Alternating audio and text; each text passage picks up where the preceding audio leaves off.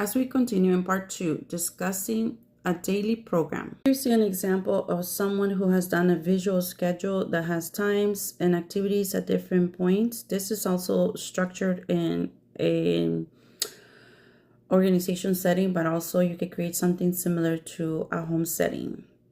So some key points to consider. Like I mentioned, looking at the strengths and shortcomings of each child are essential.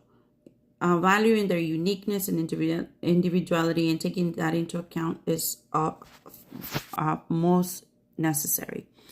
What are some key core values that you would like to prioritize? You need to kind of like do a reflection on that, on the kinds of prioritizing the kinds of skills that you would like to address, like manners, interpersonal relation skills, self-care, etc.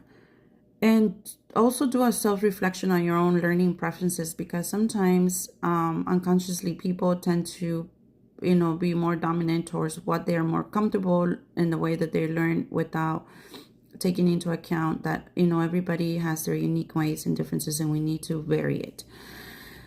This is something that many teachers, as I have experienced, have learned through schools, through the years, of how important it is to have these self-assessments in any type of setting, whether it is private, homeschooling, or public. In any setting, is key to do some reflection, and all these suggestions are taken into account on my training experiences with private education and homeschooling, as well as my training in schools, in which we have studied families, psychology, and sociology, etc.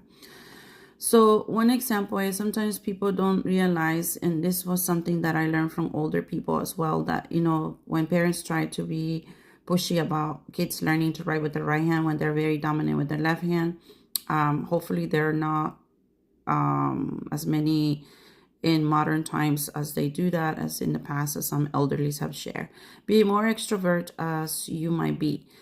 Sometimes you are very huggy, very kissy, but not children. Some children are not necessary, especially if a child has a level of autism. You have to be mindful of their preferences, and not really like push them to be as extroverted as you are if they're not at the same level.